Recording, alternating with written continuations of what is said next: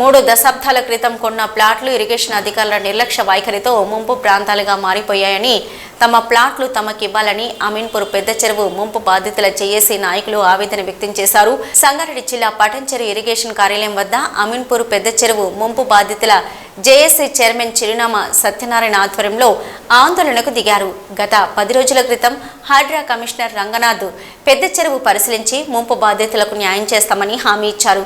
కానీ ఇరిగేషన్ అధికారులు మాత్రం సరైన విధంగా స్పందించడం లేదని బాధితులు ఆవేదన వ్యక్తం చేశారు.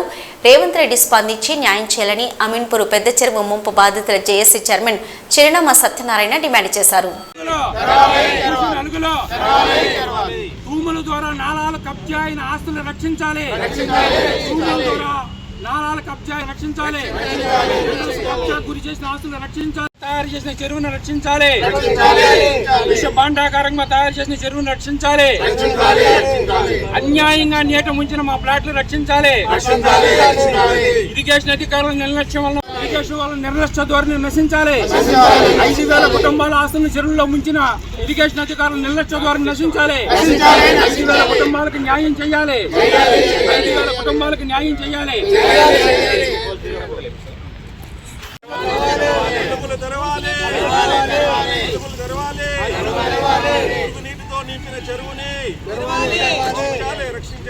రక్షించాలి. రక్షించాలి. చెరువుని రక్షించాలి. అధికారుల నిర్లక్ష్య ధోరణం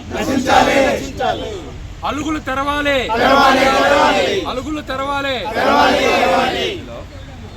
అలుగు లేని చెరువు అమీన్పూర్ పెద్ద చెరువు.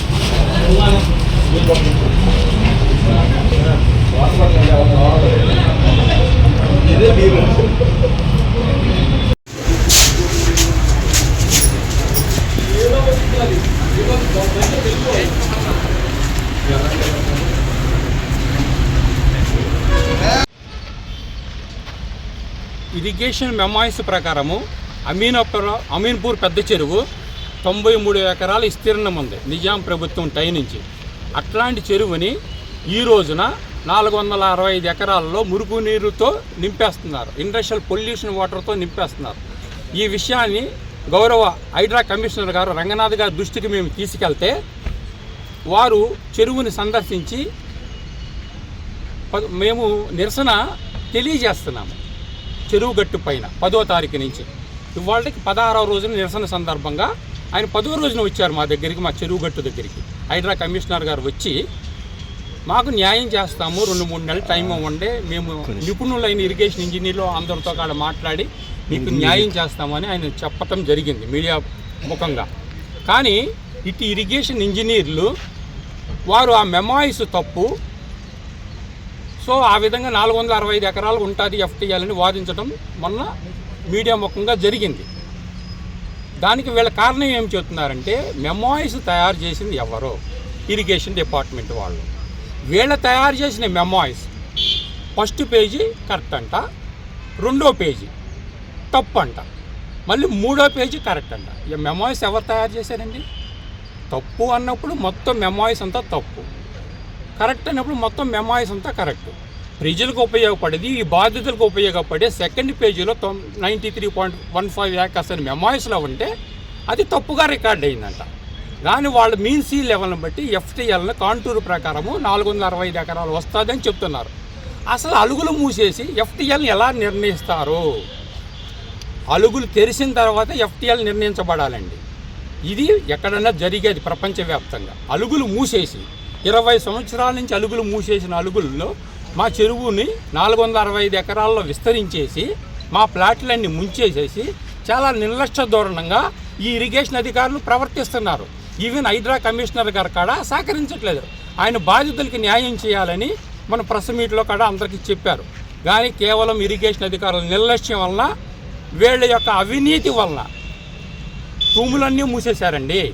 అలుగులు మూసేసి ఆ దారి 3 కిలోమీటర్ల దారి ఉంటుంది, 20 ఫీట్ వెడల్పు ఉంటుంది.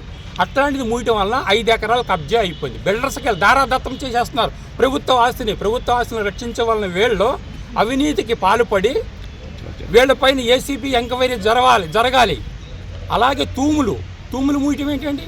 మూసేశారు. వ్యవసాయం లేదంటున్నారు, కరెక్టే.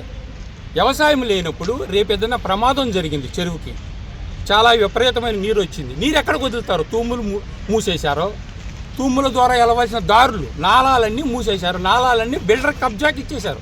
4 నాళాలు మూసేశారు. ఒక్కొక్క నాళ ఎకరం పొడవు ఉంటుంది, ఎకరం విస్తీర్ణం అంటే 4 ఎకరాల విస్తీర్ణం. కనీసం 50 కోట్లు వేసుకున్న 200 కోట్ల ఆస్తి ఒక పక్కన, ఇంకొక అలుగు పక్కన 5 ఎకరాలు 250 కోట్ల ఆస్తి. ఈ ఆస్తిని బిల్డర్కి దారాదత్తం చేసేసారు. వీళ్ళ లంచగొండే వ్యవహారం వల్ల, వీళ్ళ నిర్లక్ష్య వ్యవహారం వల్ల చెరువుని రక్షించవలసిన వేళ్ళు చెరువుని విష భాండాగారంగా తయారు చేస్తున్నారు. సో ఈ విషయాలపై, వీళ్ళ అవినీతి వ్యవహారాలపై, వీళ్ళ యొక్క కుమ్మక్క వ్యవహారాలపై, బిల్డర్స్తోనూ ఇంకొకరితో కుమ్మక్క వ్యవహారాలపై ఏసీబీ వాళ్ళు సరైన ఎంక్వైరీ చేయాలి. ప్రభుత్వం వారు కూడా వీటి విషయాలపై తగిన చర్యలు తీసుకోవాలి. మాకు హైడ్రా కమిషన్ గారు న్యాయం చేస్తారని చాలా ఎన్నో ఆశలతో 5,000 కుటుంబాలు మేము ఎదురు చూస్తున్నాం. మా ఆశలన్నీ నెరవేరాలి అంటే ఈ యొక్క ఇరిగేషన్ డిపార్ట్మెంట్ వారి పైన సరైన చర్యలు తీసుకోవాలి. వీరి అవినీతి సామ్రాజ్యాన్ని, వీళ్ళ ఆస్తులేంటి, ఎలా అమ్ముకుంటారో ప్రభుత్వ భూమిని బిల్డర్స్కి ఎలా ఇస్తారో, నాళాలు మొత్తం మూసేసి బిల్డర్స్కి ఎలా ఇచ్చారు? మీరు ఏం చేస్తున్నారు? ముద్దు నిద్రపోతున్నారా? మీరు రోజు చెరువు చుట్టూరు తిరుగుతున్నారు కదా, కేవలం మమ్మల్ని మాత్రం ముంచటానికైనా చెరువు ఉన్నది? మీ ఆస్తులేమో, మీరు రక్షించుకోవాల్సిన ఆస్తులేమో బిల్డర్స్కి దారాదత్తం చేసేసారు, వాళ్ళు కబ్జా చేయడానికి మీరు సహకరించారు. ఇది చాలా నిర్లక్ష్యము. ప్రభుత్వం దృష్టికి ఈ విషయాన్ని తీసుకొస్తున్నాము. ఆ యొక్క తూములు తెరవాలి అని, తూములు అంటే ఏదైతే నాలా భూములు ఉన్నాయో అవన్నీ కూడా అన్యాకృతం అయిపోవటం వల్ల, కబ్జా అయిపోవటం వల్ల చెరువులో నీళ్లు నిలవైపోతున్నాయి. ఆ చెరువు నుంచి నీరు బయటికి తీయాలి. బయటికి తీయటం ద్వారా మా ప్లాట్లన్నీ కూడా రక్షించబడతాయి. మా ప్లాట్లు మాకు కావాలి.